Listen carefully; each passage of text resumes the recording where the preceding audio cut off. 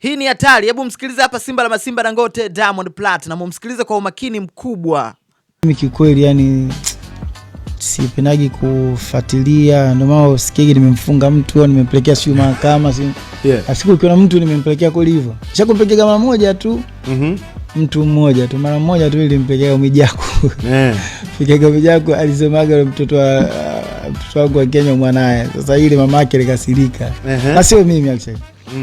Tanasha anasema sijapenda kwa nini Mwijaku akasema mwanae, nasema takiwa pekea barua. Kama baba sasa watu wakatoacha, watu wamaliza kuongea, mtu ataongea tu usipuuze. Kwani ukasirika anajua nake. Basi mamake alikasirika kidogo, kama bwana mwanasheria basi muandikie barua.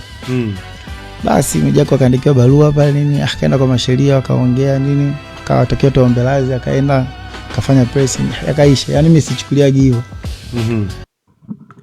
By the way, hii kwangu mimi imekuwa ni exclusive. Sikuwahi kujua kabisa kama msanii Diamond Platnumz alishawahi kumfungulia mashtaka Mwijaku.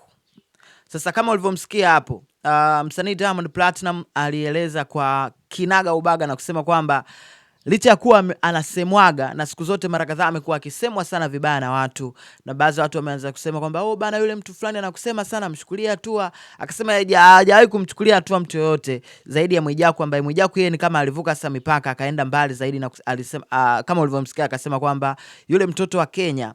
Sasa mtoto wa Kenya tunafahamu msanii Diamond Platnumz ana mtoto Kenya, amezaa na mzazi mwenzake ambaye ni mwanadada Tanasha Donna. Labda kama kuna mtoto mwingine mimi sifahamu sijui, lakini huyo ndo ambaye nafikiri wengi sana tunamfahamu. Sasa hii story kwangu ni kama mpya, ni ya muda mrefu, lakini huenda sikuwahi kuisikia.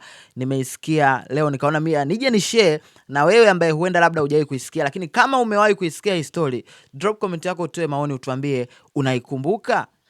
Msanii Diamond Platnumz na ili sakata la Mwijaku kusema kwamba kumbe Mwijaku jamani ni anapenda sana kuongea vitu. Kwa mpaka ilifika muda akasema kabisa kwamba mtoto wa Kenya wa Diamond ni wake.